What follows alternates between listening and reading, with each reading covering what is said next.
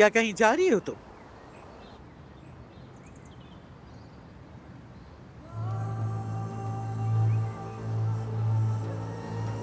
मैं अदनान के साथ लंच पर जा रही हूँ अजमत साहिबा।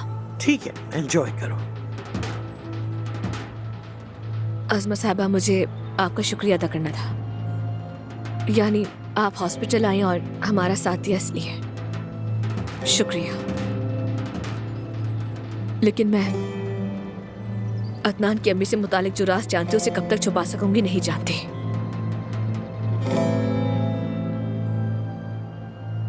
अगर तुम उसे बता दो तो तुम्हें क्या मिलेगा ज़मरुद?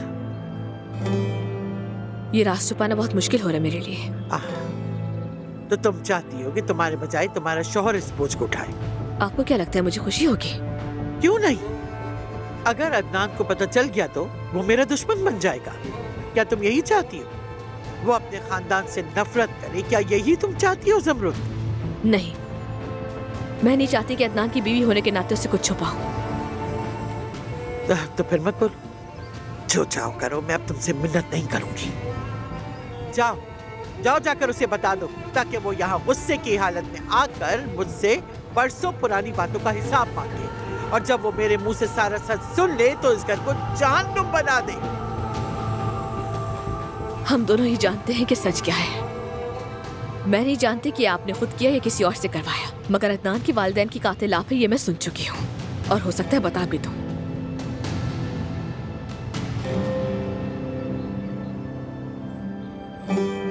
तुम्हें अंदाजा ही नहीं कि अल्लाह तुम्हें ऐसी मुश्किल में डाल देगा कि तुम सब भुला दोगी। बहुत जल्द देखोगी तुम।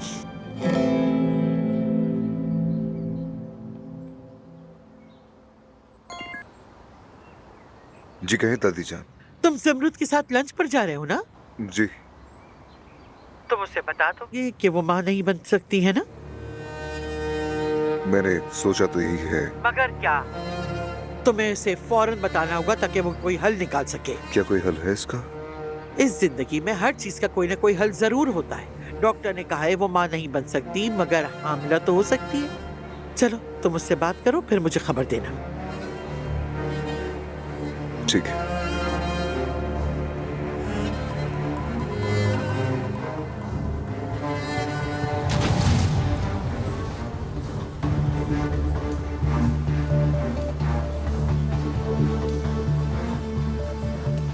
यानी अदनान की बीवी, क्या ये कभी भी माँ नहीं बन सकेगी डॉक्टर याकूब? अजमत साहिबा, साइंस ने इतनी तरक्की कर ली है कि आजकल हर औरत माँ बन सकती है, बस तरीके मुख्तलिफ होते हैं। और तुम इसके लिए कौन सा तरीका तजवीज करते हो? देखें, ज़मरुद साहिबा की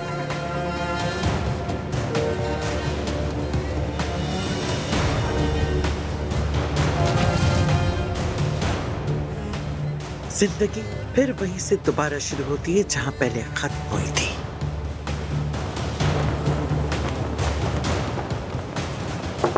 आइए कैप्टन साहब।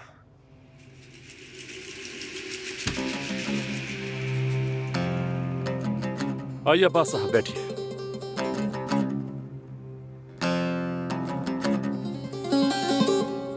अस्सलाम वालेकुम। मैंने सुना है कि बहराम साहब और आपने मजीद खून खराबे की वजह सुलह को तरजीह दी है। जी हाँ बिल्कुल, और जिम्मेदार शख्स ने खुद को पेश भी कर दिया। अब हमारे दरमियान कोई इख्तिलाफात नहीं है, हमने आपस में बात करके सब कुछ तय कर लिया। तो फिर इस खुशी में हम खाने की तकरीब रखते हैं।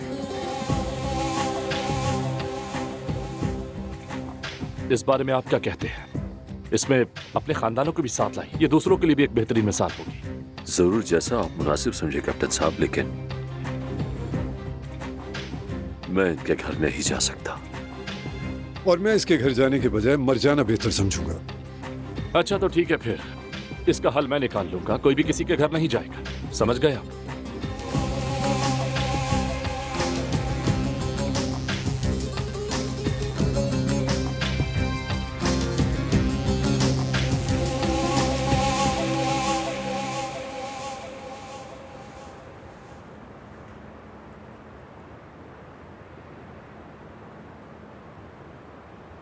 अगर ये कैप्टन की तजवीज ना होती तो मैं कभी कबूल ना करता।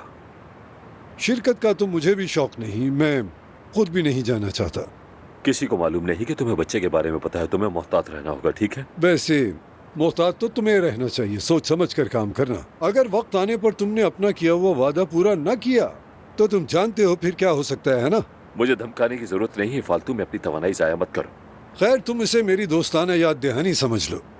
अगर तुमने हामिद का बच्चा उसी दिन मुझे ना दिया जिस दिन वो पैदा हुआ तो मैं तुम्हें बर्बाद कर दूंगा अब्बास, और ये बात याद रखना।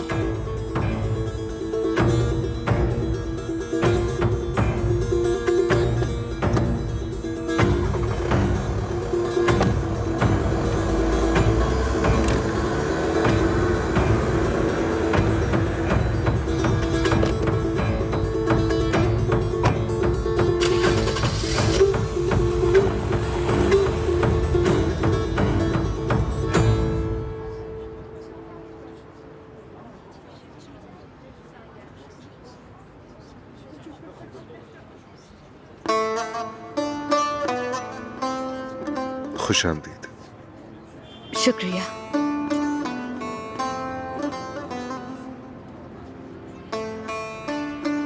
जानते हो, यहाँ आने से पहले मैं बहुत पुरजोश थी। ऐसा लग रहा था तुमसे पहली बार मिलने आ रही हूँ। खूबसूरत लग रही हो तुम। शुक्रिया, ये तैयारी तुम्हारे लिए है।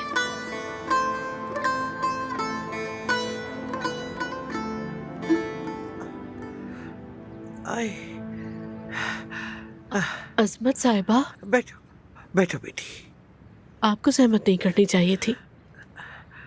तुमने आज नाश्ता भी नहीं किया, कमजोर हो जाओगी बेटी, ऐसा नहीं चलेगा।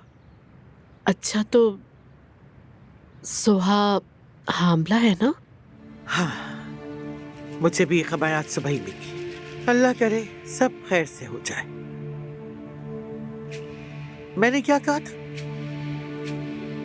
इंसान जब तक सांस लेता है तब तक उम्मीद बाकी रहती है ना?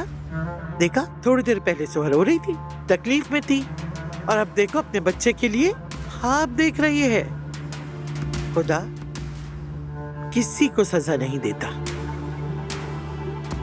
तुम भी दोबारा मुस्कुराओगी बेटी। अगर मैं तुम्हें सब्र करने को कहती हूँ तो इसकी मेरी वजूहात है। अच्छा चलो खाना खाओ, खत्म करो इसे।